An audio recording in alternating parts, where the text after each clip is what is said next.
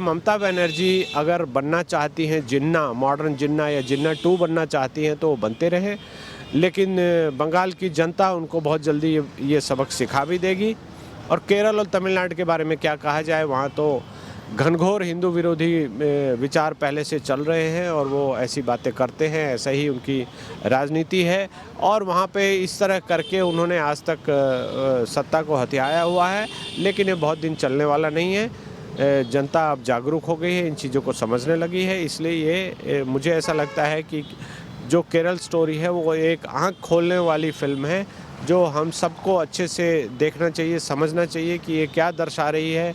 और हमारे आसपास ऐसी जो घटनाएं हो रही है उससे हमको जोड़ कर देखना पड़ेगा और हमको समझना पड़ेगा, बौद्धिक रूप से सक्षम होकर समझना पड़ेगा कि ये हमारे आसपास की जो घटना है उससे भी रिलेटेड है। और अगर हम अभी सचेत नहीं हुए या अभी हम जागरूक नहीं हुए तो हो सकता है कि हमारे साथ भी ऐसा हो। बता दें, आईएसआईएस से लिंक अगर पहले भी केरल के लोग आईएसआईएस के ट्रेनिंग में गए हैं, उसके कैंप में गए हैं, वहाँ से आकर भी उन्होंने बताया है, बोला है।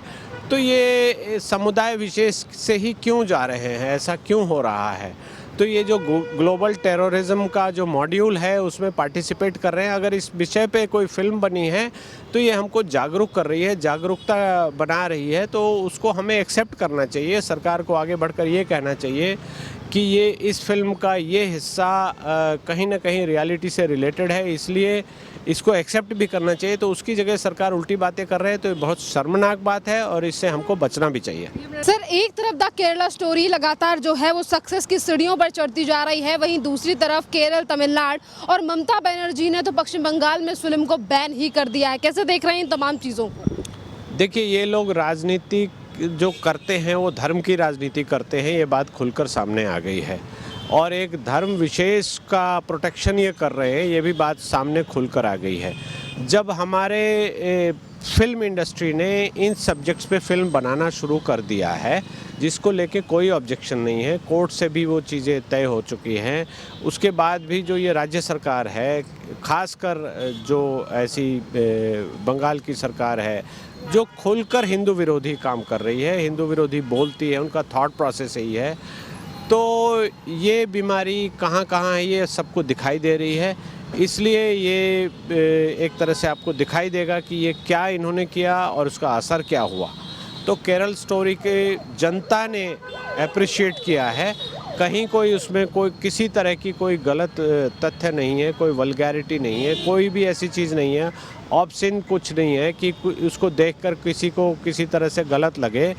तो उस चीज़ को बैन करने का कोई लॉजिक नहीं होता, कोई मतलब नहीं होता। हाँ, ये बात अलग है कि इनकी विचारधारा ऐसी है कि एक धर्म विशेष को बचाना चाह रहे हैं, उसकी जो पोल खोल है वो नहीं होने देना चाह रहे हैं, और उनके बारे में जो भी उनकी गलत हरकतें हैं उसको सामने नहीं आने देना चाहते, इसलिए ऐसी बात की गई है।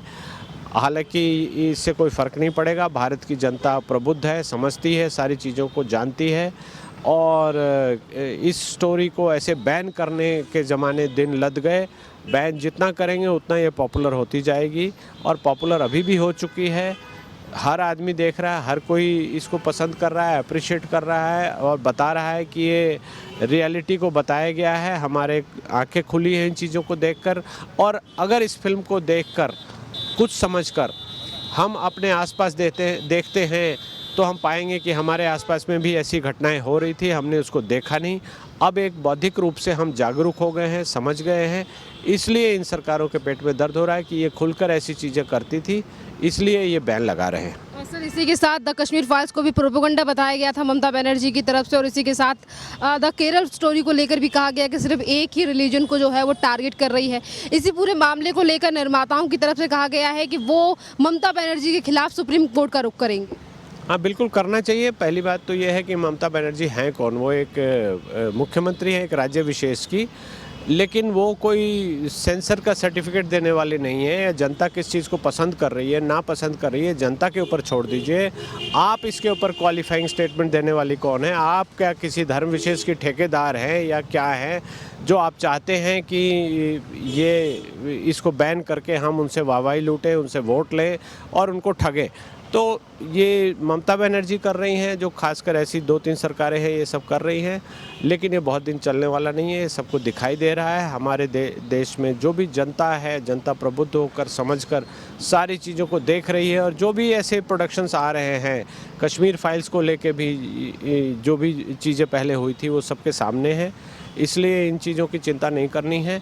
और मैं तो चाहूँगा कि ऐसी और फिल्में बने। बहुत सारे विषय हैं जिनके ऊपर बने, हलाला के ऊपर बने, और कैसे ये पर्दा प्रथा लगाया गया इसके ऊपर बने, जो ऐतिहासिक रिसर्च करके बने, ऑथेंटिक बने। और जनता अगर उसको चाहती है तो किसी सरकार या किसी राज्य सरकार के मना करने से या बैन करने से ऐसी फिल्में नहीं रुकेंगी। उसके लिए हमारे यहाँ प्रमाणन की एक प्रक्रिया है। अगर सेंसर बोर्ड ने अपने पैरामीटर्स पे फिल्म को ओके कर दिया है तो आप अपने यहाँ बैन करते रहे, फिल्मों को उतारते रहे, हटाते रहे, उससे कोई फ़र्क नहीं पड़ेगा।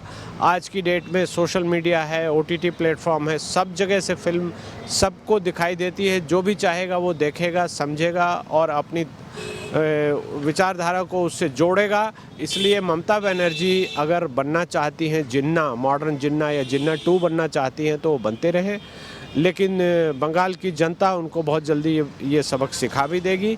और केरल और तमिलनाडु के बारे में क्या कहा जाए, वहाँ तो घनघोर हिंदू विरोधी विचार पहले से चल रहे हैं और वो ऐसी बातें करते हैं, ऐसा ही उनकी राजनीति है। और वहाँ पे इस तरह करके उन्होंने आज तक सत्ता को हथियाया हुआ है, लेकिन ये बहुत दिन चलने वाला नहीं है। जनता अब जागरूक हो गई है, इन चीज़ों को समझने लगी है, इसलिए ये मुझे ऐसा लगता है कि जो केरल स्टोरी है वो एक आँख खोलने वाली फिल्म है, जो हम सबको अच्छे से देखना चाहिए, समझना चाहिए कि ये क्या दर्शा रही है। और हमारे आसपास ऐसी जो घटनाएं हो रही है उससे हमको जोड़ कर देखना पड़ेगा और हमको समझना पड़ेगा, बौद्धिक रूप से सक्षम होकर समझना पड़ेगा कि ये हमारे आसपास की जो घटना है उससे भी रिलेटेड है। और अगर हम अभी सचेत नहीं हुए या अभी हम जागरूक नहीं हुए तो हो सकता है कि हमारे साथ भी ऐसा हो।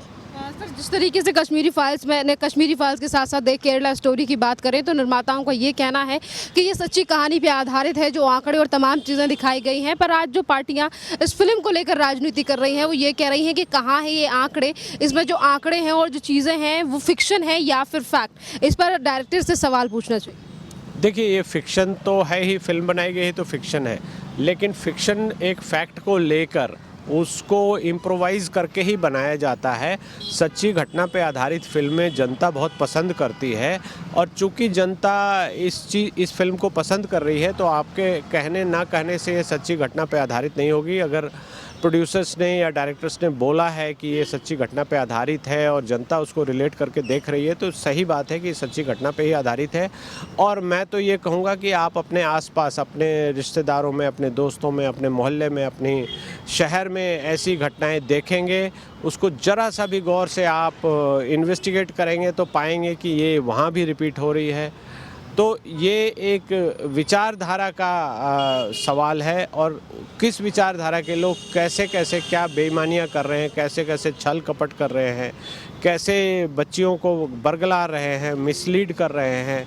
तो इन सब चीज़ों को लेकर ये आँख खोलने वाली बात है। और इस फिल्म को बैन कर ले, कुछ भी कर ले, उससे कोई फ़र्क नहीं पड़ता। इसकी जो एक्सेप्टेंस है लोगों के बीच में पूरी पॉपुलर हुई है और ये होती रहेगी, ऐसा इसमें मुझे कोई गलती दिखाई नहीं दे रही है। सर, जिस तरीके की जो लोग फिल्म देख के आ रहे हैं वो रिव्यू अगर दे रहे हैं तो उनका यही कहना है कि ये फिल्म जो है वो आतंकवाद, ISIS, इन तमाम चीज़ों पर बनी हुई है, सच्चाई पर आधारित है। पर राजनीति करने वाले लोग या फिर जो इसके विरोध करने वाला धड़ा है वो ये कह रहे हैं कि एक विशेष समुदाय को टारगेट किया गया है। आप क्या कहेंगे ये 2 तरीके की जो टिप्पणियाँ सामने आ रही हैं? ये बता दें, ISIS से लिंक अगर पहले भी केरल के लोग ISIS के ट्रेनिंग में गए हैं, उसके कैंप में गए हैं, वहाँ से आकर भी उन्होंने बताया है, बोला है।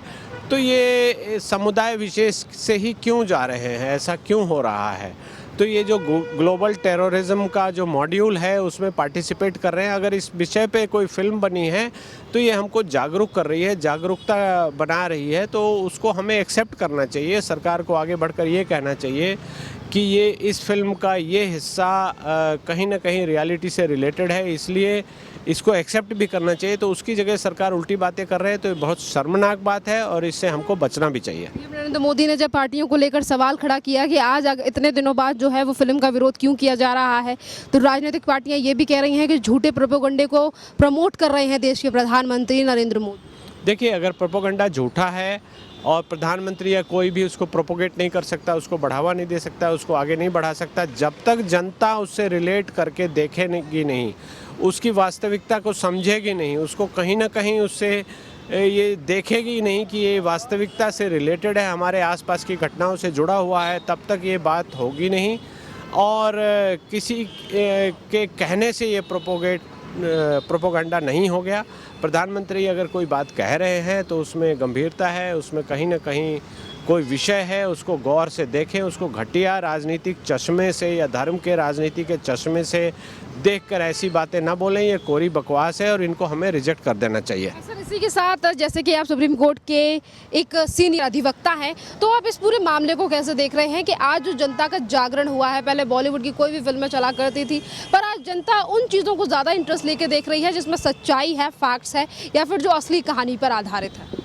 देखिए, इसमें कानूनी रूप से तो बहुत गहरी कोई बातचीत छानबीन करने का है नहीं, लेकिन एक नागरिक होने के नाते मुझे ये दिखाई दे रहा है कि लोगों ने वास्तविकता को स्वीकार करना शुरू कर दिया है। चूँकि ये फिल्में वास्तविकता के आसपास बनाई जाती है, वास्तविकता का थीम होता है, और आज की डेट में जब आईटी टूल्स की वजह से आप बहुत सारे फैक्ट्स घर बैठे ही अपने फ़ोन द्वारा या अपने कंप्यूटर द्वारा या अपने लैपटॉप द्वारा वेरीफाई कर सकते हैं, कहाँ क्या हुआ था, कोई भी इंसिडेंट आप जाकर गूगल में सर्च कर सकते हैं, क्या स्टैटिस्टिक्स है वो सर्च कर सकते हैं, लोगों ने अपने बारे में, अपनी बीती के बारे में क्या लिखा है वो देख सकते हैं, पढ़ सकते हैं। तो ये कहीं ना कहीं वास्तविकता से ली गई चीज़ें हैं। इसको आप फिक्शन या प्रोपेगेंडा नहीं कह सकते। अगर कहते हैं तो जाहिर सी बात है कि आप कहीं ना कहीं मोटिवेटेड हैं, आप झूठ बोल रहे हैं और उससे कहीं कोई फ़र्क नहीं पड़ता। ये जो फिल्म है ये अपनी जगह जो अपना छाप छोड़ना था वो छोड़ रही है और छोड़ती रहेगी। लोगों को जागरूक करने में इसका बहुत ही इम्पोर्टेंट, बहुत ही महत्वपूर्ण रोल रहा है और मैं इसको बिल्कुल सही भी मानता हूँ। बहुत बहुत धन्यवाद सर।